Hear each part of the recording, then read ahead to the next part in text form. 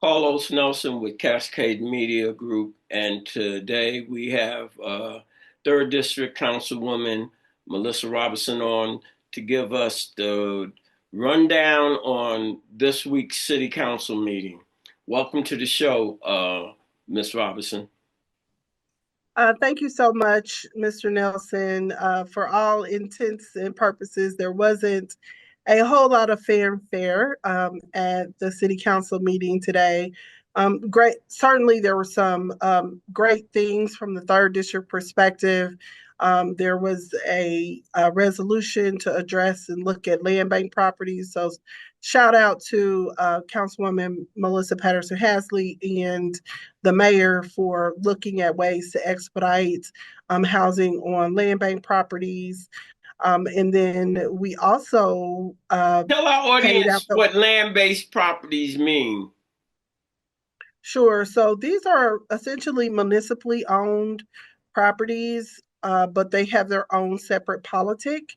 And when I say that, the city doesn't directly decide on how to govern those properties and how to get those properties in the hands of developers. However, the city does take on some responsibility and appoints a board along with the school district to decide how those properties are essentially put back online. So when individuals don't pay their property taxes and then their taxes are not purchased off of the courthouse steps, those properties go into what we call a land bank.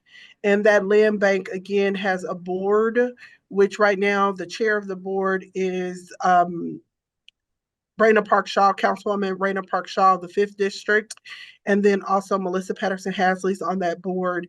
There's also a member of the school district and I believe someone from the county, but it has its own body of governors.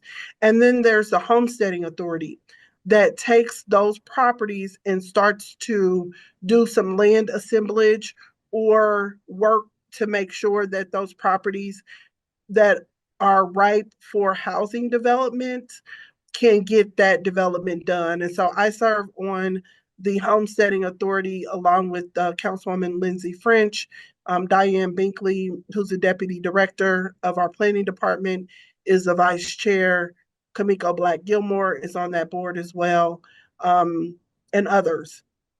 And so the goal is to get these properties back online, to go vertical with them, to get them back into ensuring that there are, developments on them, whether there's housing, commercial developments, et cetera. Most of those land bank properties that are still vacant are in the 3rd District, in the 5th District. There are thousands of them. The city has done a lot of different strategies to try to offload those and get those developed. But at the end of the day, there are some key things that need to happen because we know in the 3rd District, valuations are already low. And oftentimes those land bank properties have strong environmental issues on them, meaning that the soil isn't suitable for development, especially housing development.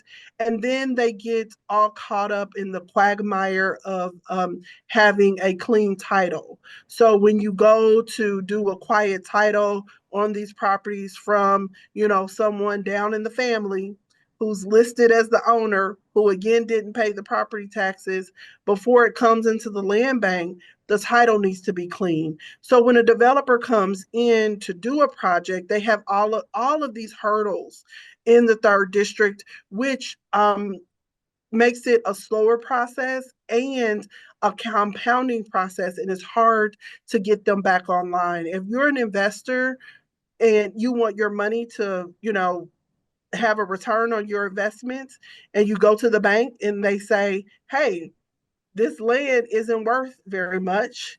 And oh, by the way, you have to pay an attorney several $1,000s to go through the title process to get a clean title. And oh, by the way, when the house was cleared off of this property, the basement was dumped into the soil So you have to go and spend another $7,000 to remediate the soil.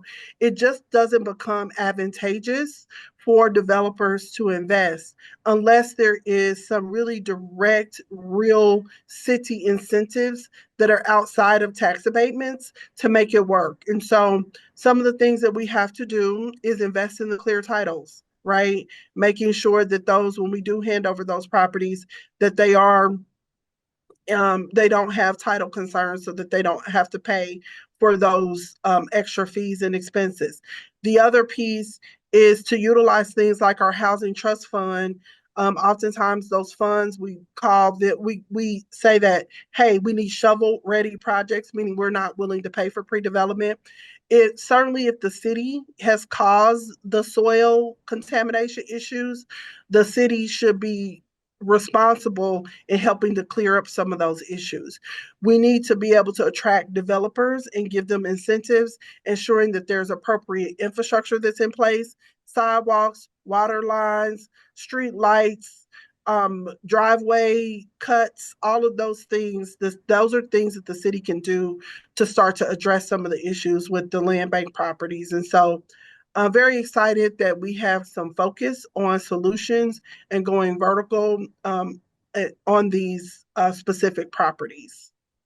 But in addition to that, I want to talk about ordinance, Mr. Nelson, that I introduced as it relates to the Prospect Corridor, and want to acknowledge the Community Benefits Agreement group that have been meeting with constituents and staff around. We have this prospectus plan, and the prospectus plan is all along Prospect Avenue, looking at that being really a corridor that we need to heavily invest in to boost the economies in the third district, third and fifth district.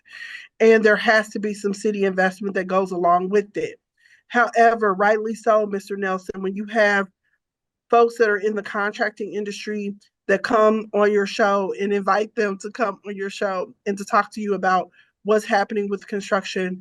Oftentimes, we're utilizing city money through our Central City Economic Development Sales Tax, through our Housing Trust Fund, but we don't see the people who live in the neighborhoods on those jobs. And so when we think about advancing these plans and implementing these plans, we have to ask ourselves who is benefiting, and are we investing in our own demise? When we bring up areas like, we'll use Beacon Hill as an example, when we bring up those areas, they're oftentimes people that aren't historically from those communities who are benefiting from that city investment. So this community benefits agreement has been developed, 100%, with folks from the community saying, okay, what are you going to do to protect us from displacement? Because we already have individuals who can't afford the property taxes that they're paying today. And then you go and you invest $500 million, but we can't get any jobs off of this $500 million of investment, which is hard enough to do that, right? So I don't want any listeners to say, oh, that the cities, they're going to invest $500 million into the Prospect Corridor. That's what we're asking for. That's what's needed in the upcoming years. But we also have to make sure people that are from the community are getting access to opportunities as we build up the area. Tell, let's go back to the shopping center. What happened with the money with the shopping center? Uh, Well, Linwood Shopping Center. Let me be specific. absolutely. And by the way, I really, once the shopping center is back on, you know, good footing, and all of our community is investing and going and patronizing the all of the shops along the Linwood shopping corridor.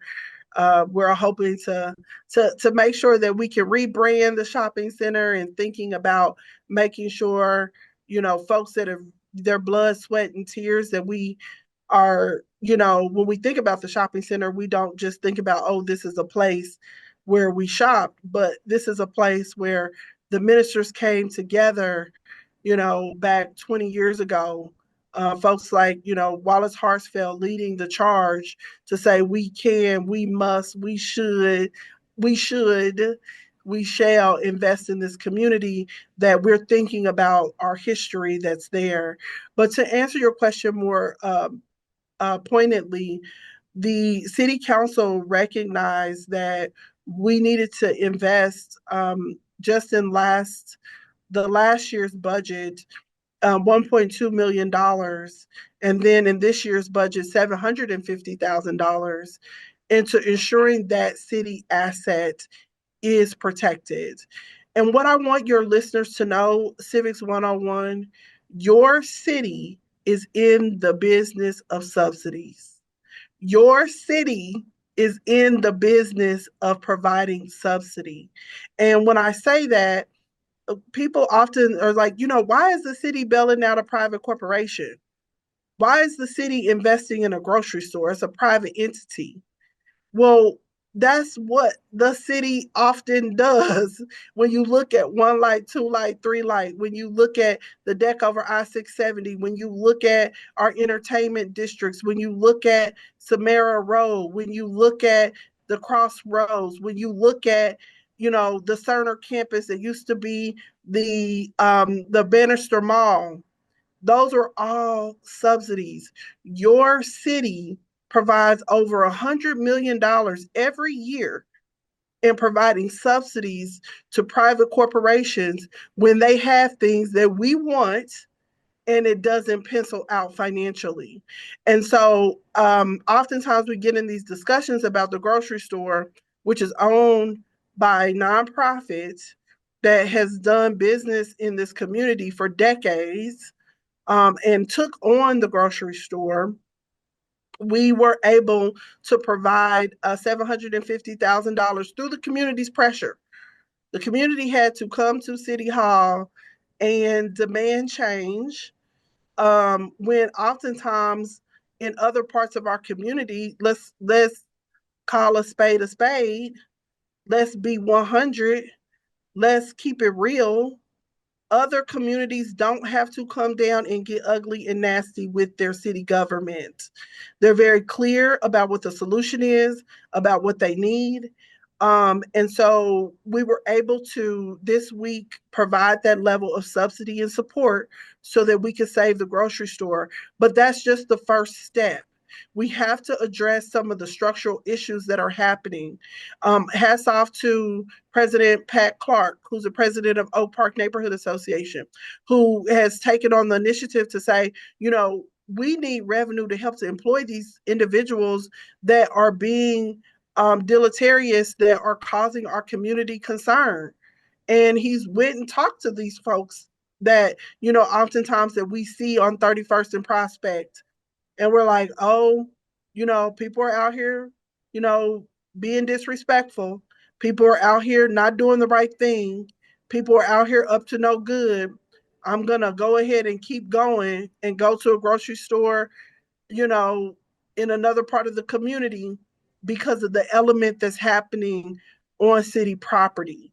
And so we have to address the element by making sure that, again, our law enforcement has the tools it needs. We went through, Mr. Nelson, a ordinance that the mayor's office has sponsored to address loitering, which is a very controversial uh, policies, because people think about stop and frisk.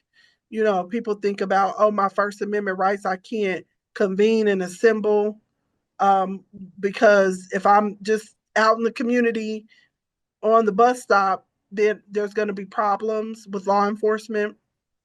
And so we're working to address that. That was put on hold for 1 week, but that's something that we're going to address as well. All right, let's keep it moving down on. Let's get down on Vine. What's going down on Vine Street and in that area? There's a lot of activity, from Lydia all the way to, looking at through Brooklyn. We're looking at building a very well known brand hotel there, along with the relocating our Negro Leagues Baseball Museum, which is a totally private investment. The Negro Leagues Baseball Museum has its own board. They're raising their own money, where there is some public subsidies that are involved in that deal as well. But we're building a garage there. It's my vision that we will have a walkway over Paseo so that we can connect Paseo over to 18th and Vine, similar that you see the walkway that's on 31st and Truce and the walkway that connects our Crown Center with our Union Station. So I'm working on that. That's in the very, very beginning stages. Congressman Cleaver has invested several $1 million, one of which uh, investment package and grant that we received $4 million for a pedestrian walkway that we're really, really working hard. Taliaferro and Brown has helped us tremendously with getting that design ready. So that will be a pedestrian walkway. So when you, like, for example, when you go to the Power and Light District and you have the bollards where you can't like get through Grand Street, we'll have that concept on 18th and Vine where we could have more pedestrians out. We broke ground, or I shall say, McCormick Barron Salazar and also Kelvin Simmons Group recently broke ground on additional apartments and retail space that we're very, very excited about. We also Where is that located? That's right there, that goes from 18th and Paseo on the east side that goes over to Vine Street. We're very excited about that development. And then we're looking to, as everyone knows about Parade Park, That that was my is next. All a right. huge development there. They're going through the final stages of all of the things that they have to do in order to use federal dollars, which we talked about that, I believe, last week, where we talked about some of the First Nation and looking at our American Indians, and what when you are utilizing federal funds, now you have to make sure that you're not disturbing anything as it relates to the tragedies that have happened with that group of people. And so we're at the ending stages, or I should say the developers at the ending stages of making sure that the First Nation is satisfied with us moving forward. And then we're looking to move the water department. I've been a staunch advocate for, and this actually started under Councilman Reed's term, which was almost nearly 8 years ago, but certainly 6 or 7 years ago. There was $100 million plan that was put before the council that has never really materialized. And so the water department that's there, that's been there for many, many years, the service center is looking to relocate. So that will open up that facility for development and investment. The city does own some property off on Brooklyn as well. So looking for those developments to occur. So, Mr. Nelson, we have to stabilize what's there, our cultural institutions. So when we think about the Black Archives, when we think about the American Jazz Museum, when we think about, the Lincoln Building, which is not city owned, we have to make sure that those anchor institutions are stabilized. There's going to be a lot of construction. And Mr. Nelson, I want your listeners to know, and your viewers to really be dialed in and tuned in, that the grocery store is not going to survive on 31st and Prospect if we don't patronize it. And so for 18th and Vine, we have several businesses that are there that need your patronage. We have the Juke House that's there that needs your patronage. We have other businesses that are there that through construction, we want to ensure that they're thriving. There are some vacant properties as well. So on the corner of 18th and Vine, it used to be the Peachtree. It used to be Soiree. That's a prime restaurant location. So looking for folks to come in and be tenants there.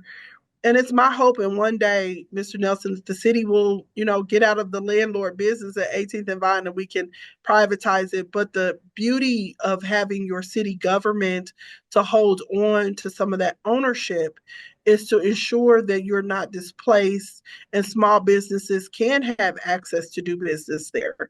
And so, for that reason, I've been very vocal and supportive of us trying to put out RFPs for folks that want to do business at 18th and Vine. However, at the same time, Mr. Nelson, we understand that there's going to need to be some subsidy.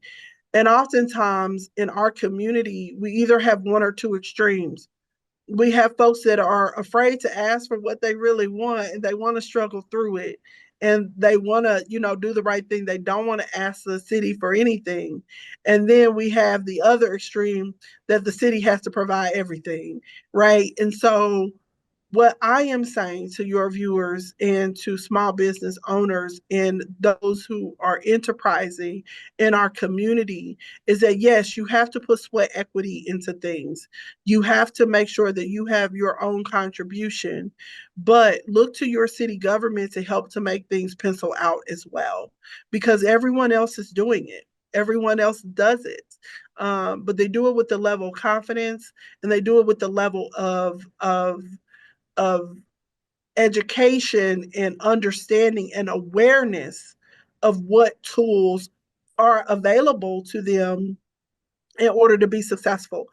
We just passed a over a $5 million contract with the EDC, Economic Development Corporation, which, in my estimation, we should be loosening up the purse strings as it relates to our EDC with clear directives of how they're supposed to bring commerce to the city and how they can make deals work. We can get into a whole nother conversation about our PIEA, our Planned Industrial Economic Development Agency, and how a lot of deals are going through our PIEA and not going through our EDC. But we just passed a contract with the EDC. These are your city taxpayer dollars. And you should be reaching out to the EDC. They have office hours to say, hey, I need some support. What are the tools available to me? How do I put together these capital stacks in order in working with your bankers and your financiers to say, yes, I'm going to put equity in, but I also need some support from the city as well. And so those are some things that we're working on, but there is always a challenge. Two big hurdles that we're looking at right now is one that's on the forefront of my mind every day is getting our bus system right, because we know that transportation and mobility, without the access to it, we do not have any opportunity for economic advancement. If we're not able to go to work every day, if we're not able to get on the Prospect Max, if we're not able to get on the Independence Avenue bus, if we're not able to get on 39th Street bus, then how are our people going to get to work? How are they going to get to their doctor's appointment? How are they going to get to the grocery store? So the thing that keeps me up every night is our bus system that is not fully funded. Well, Um, what I would like to ask you in closing, what's the next step for you as a representative, third district? What do you have in your future? well, I get that question a lot. And one of the things that I've learned from people like Calvin Neal and people like Alvin Brooks, people like Terrence McKelvey, and the list can go on and on. Stacey Daniels Young, I can go on and on and on. But when you are poised and you are leading and you're ready for the next step, leadership can come from many, many different ways. And I honestly, I sincerely tell you that we're working to determine what that next step is. How can we continue to serve people in a meaningful way? But I have on my all in my eyesight right now over 700 things that the third district constituents right now are depending on me to get done. And so I have to put all of my focus, all of my energy into making sure that I show up for people in a really meaningful way. And I hope to continue to serve in some form, some aspect, whether it could just be in the back room, working with you, Mr. Nelson, telling you to move over, and we can help folks, understand how to navigate city government so that, maybe if we can get there faster. And so I do not know what that is, but I do know I'm going to stay in this fight and I'm going to be working with the community and talking to them about, what's next for this movement because it's us together. It's not one individual. It's not just about what I want to do, but what is it that we can do together? All right. I think that's perfect to in this segment. And as we always say, when you invest in your community, you're really just investing in yourself. This is brought to you by Kansas City Business Association, working to improve our community.